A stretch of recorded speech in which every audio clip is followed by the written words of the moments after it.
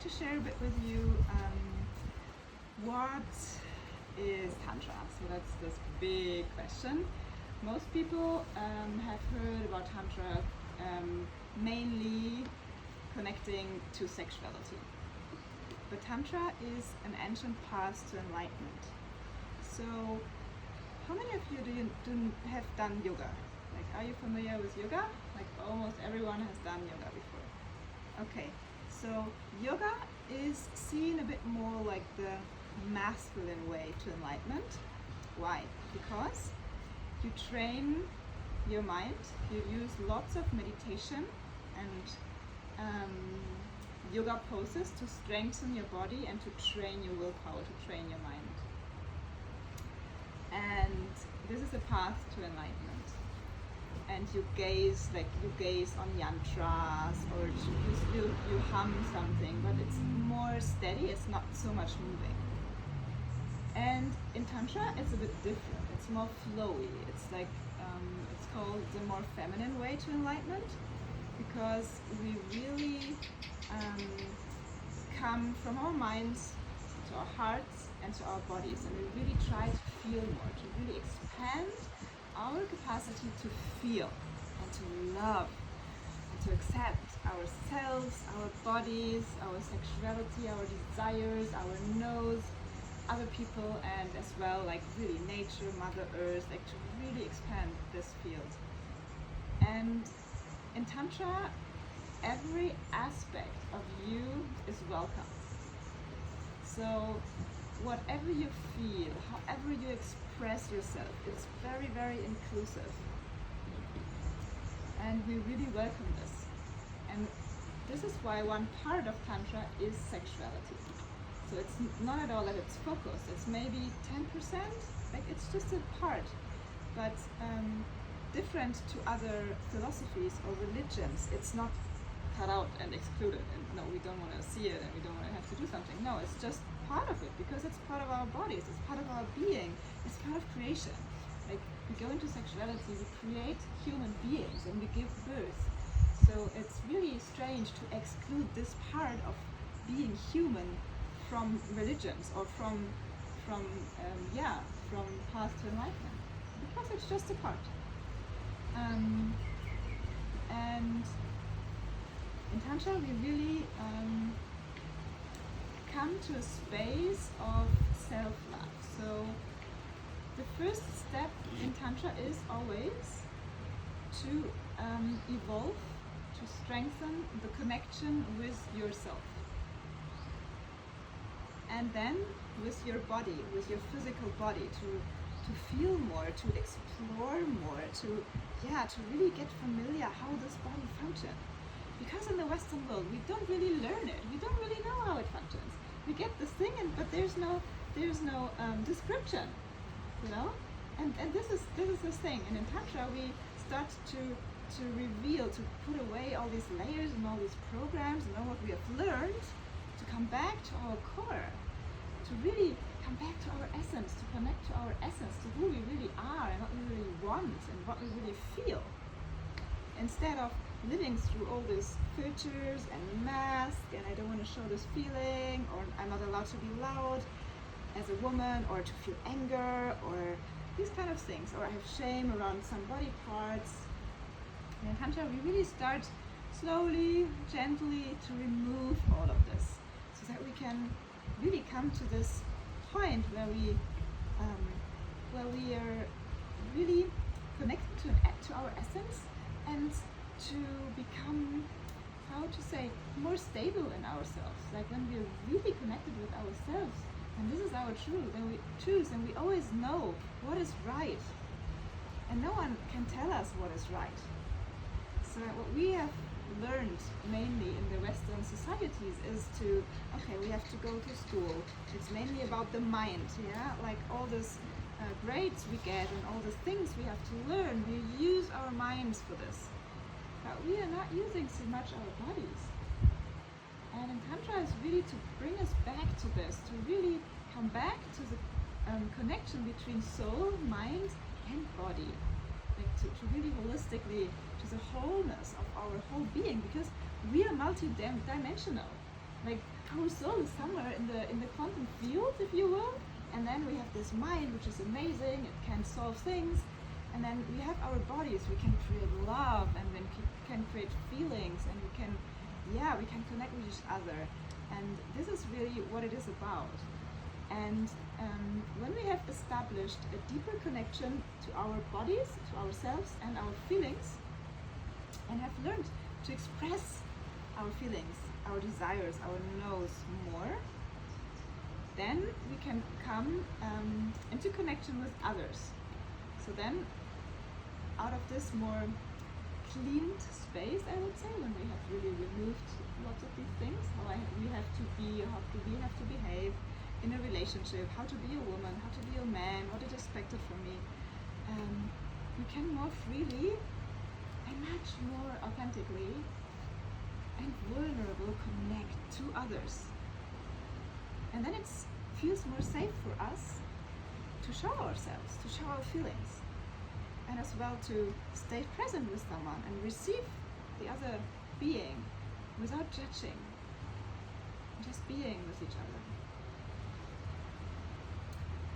And this is very, very beautiful, and we will do some more exercises around it just to connect with each other from a different place.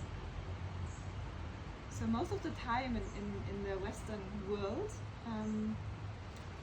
it's not safe. It wasn't safe for us as a child to show all of our emotions, to ask for our desires. And then later in our jobs, like coming from corporate world, I have built up 2 startup companies. So in this world, I had to be really masculine to get things done and to survive this. And Tantra really brought me more back to in connection, like more in sync of the rhythm with my being, of my cycles and the cycles of the nature around me. And as I said, from the connection first to yourself, your body, and then with others, you can start as well explore the connection to your sexuality. So first you would always start with yourself, with your own body, to explore like what kind of touch do I like. In Tantra we have 5 different ways to touch. I will talk about that later. And how do you give love or receive love? And when you touch someone, you're touching this person for your pleasure because you want to have something, you want to feel something? Or are you touching this person out of love, out of really giving pleasure to someone? Like how this person wants to be touched, or to receive love, or to receive pleasure. And when we start honoring ourselves and our bodies more, we can start honoring the other being and as well the sexuality of the other being more. And we can really create very, very sacred spaces where we meet in a very different way. And this honoring of our own bodies and of the body of the other person brings up a deeper connection. And when we add to this connection what we have done before, energy work, then we can bring the sexual energy in connection with divine, actually, and can have like really, really amazing and deep spiritual experiences. It's like meeting God. It's like there are crazy things possible without taking any psychedelics or something. Just working with these energies. And this is, for me, really changed my life. And since a few months, I have a new partner, and his sexuality and sensuality has changed like completely, and he's like really blown away what is possible between human beings when you start opening to this way of connection. And I really, I just encourage you to go there more and to explore this more and to use the energy as well, the sexual energy. Like for men, it's more sublimation, to use it for different things, and not only for climax, because in Tantra we see it's a loss of energy. Like you come and you lose your energy. It's a waste. and you can do so many more things with it. You can really have this, what I said before, this full body orgasm, so that your whole system comes into bliss states for a longer period of time. Or you can give this energy to another person, or you use it for creation, and to like create a company, create a book, to really, because life force energy, sexual energy is creation energy, and we can use it for different things. And in Mantak Kia's teachings, he has, I think, written 60 books or something. Like it's really amazing. Like he really uses this energy to heal everything. So he has guided people to heal like really strong diseases like cancer and like really crazy things. And that's really interesting. There's another guy who's called Dr. Joe Dispenza, and he works with the same thing. So he uses these ancient traditions to direct energy in your body to specific places to heal. And if you're not familiar with his work, I encourage you to look it up, because they have done lots of science. Like since years they're doing science, what's happening when you use this energy, what is changing in your brain, in your brain waves.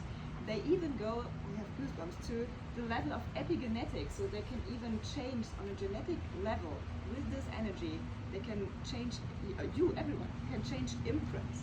So it's really fascinating when you dive deeper into this energy of QiGong and Tantra, which is the base for all of us. I'm coming back to Tantra. When we start removing these layers and these programs and belief systems which we have taken on through our parents and ancestors, through the environment we grow up, through the school systems, and then later through the work systems, we can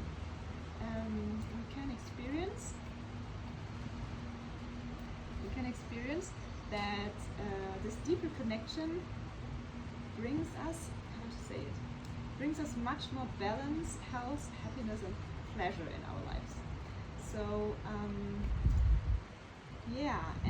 and I want to play with that a little bit with you, like after this. And as well, when you remove these things, you come to a little bit back into this inner child state. So what happens is that you become a bit more curious about, oh, there's a new person, and without the filters, there's just curiosity. So for example, there's a beautiful woman, and I look at this woman, and not all these programs are coming in like, okay, there's a specific picture, okay, how she should look like, or am I connected to her, and how does her breast look like, and all these things. No, it's just, you just meet out of this very innocent place of curiosity. And today I really encourage you to go there, to meet the people and the experiences out of innocence, no judgment, and curiosity, and just see what's happening, what's possible in this new space. And when you start living life from this more innocent and curious space, as if you see and experience and touch something for the first time, then your sensuality expands, like your experience of life expands, and you will feel more. You really will be able to receive more pleasure and more happiness in your life. And for me, just giving a funny example, let's take a mango. So when I eat a mango, I first praise the mango. I put intention and blessing in it, because I know, like, energy, intention, I can do it with everything. There's this famous water experiment from this Japanese guy, where you can just, by your intention, you send just gratitude into the water, and they have measured and filmed how the molecules in the water are changing. So really, with only your mind and your willpower, you can change the molecules in water, in fruits, in this case my mango, and of course in your own system, because we are almost, I think, more than 70% water, or even more, and so we can change the molecules and how we feel in the moment just by this. But coming back to the mango, so when I would eat a mango in a tantric way, I would first take this mango, bless the mango, then I would cut it, and then I would really take it in my hands and start smelling it to really open my sense gates. So I smell it, and then very slowly I start tasting it on my lips, and I eat it in a very, in an expansive way, so that I have opened my senses and I can receive it more. So maybe you want to try it out tonight when you have dinner. Just try it out to more slowly, to really bless it and more consciously take it in. And this is one of the keys to become more present, to really become, on the one hand, more present with yourself and feel what's going on in yourself. How am I feeling right now? How is my body feeling? Is there any tension? To then start feeling others more. So this is expanding our empathy, our capacity for feeling others, and then to connect with others, and as well to connect more in a gentle way. And that really creates safety. It creates safety for ourselves in connection and as well for the other person. And that's really important, because often we are used to overstep ourselves, our bodies, our desires, and then it's super easy to just overstep others as well, because we haven't really learned to feel them and to give them space and to ask them what they want and how they want to be touched or how they want to be met, and if they're ready to receive the feedback or something.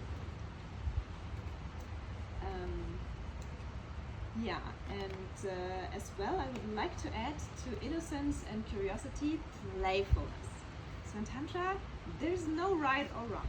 It's really about trying things out, being playful with each other, and explore connections, explore body feelings, and come into this space. And there's another important concept I want to share. In QiGong and in Tantra, we have this yin and yang. I think every one of you have seen it. It's printed on the handouts I gave you. And what does it mean? So yin is the feminine energy, and yang is the masculine energy. And yin is more receptive, so yin receives more and is more cold, and yang is more active and more hot. It brings fire in. And the whole Chinese medicine and QiGong Tai Chi practices are about balancing. Ayurveda as well, balancing our bodies, balancing like hot and cold, yin and yang, in our systems. Because when this is balanced, we are healthy. We are really strong and healthy. We feel aligned with our bodies, but as well with our purpose. And this is really important, to figure out what is my purpose in life, to be aligned with this, because only then we feel fulfilled and we're able to really live like meaningful lives, instead of losing us somewhere in some jobs to make money, but not like needing to cut ourselves from our own dreams and feelings. And the yin and yang we can, on the one hand, balance through energy work, what we have done before. Letting go some fire and coming to stillness. And every one of us, like in every human being, we have these two sides. So imagine this is my left side, this is my yin side, this is my right side, this is my yang side. And it's important to have access to both sides, to be balanced in life, and to have this balance. And here we can work on our qualities. So, for example, for the last years, I have worked more on my yin side, because my yang side was super strong. You know, I was successful in business stuff and corporate world and so on, and this was the yang, who really penetrates the world, who creates, who does, who is active, who has passion and all that stuff. But this part was a bit like the, I don't want to say unwanted child, but the child which didn't get so much attention. So I really needed to work on this part to give my femininity more attention, and now I'm really balanced. I have a very strong masculine and I have a strong feminine. And that feels so powerful when you have access to both, and to use both in life, to like the feminine leads with more gentleness, but still with strength inside of her, and she lets life more happen. Like it's more receptive and receives life and receives others, receives the masculine in this case. And when we play with polarities, for example, in relationships. So let's say we have one man and one woman in this relationship. Both of them has feminine and masculine energies, but their core is either masculine or feminine. So when both have healthy yin and yang in them, then there is a good polarity. So then there is the man in healthy masculine qualities, and there's a woman in healthy feminine qualities, and then you have a strong attraction between these two poles, because they come together. It's like a magnetism. Like sometimes you have a strong magnetism with someone, and then it's really because your poles fit well together. And when your masculine or feminine is not so open or not so balanced, then it might be that, for example, me, then I fall in a stronger masculine, but then I only attract men which is very much in their feminine, right? And so yeah, it's good to find more balance in this. Just look in there, add something to yin and yang.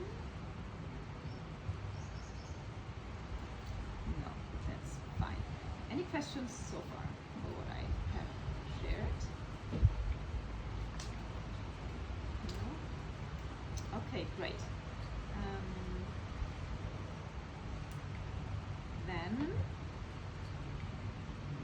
I think we go into practice now. So thank you, I end the lecture.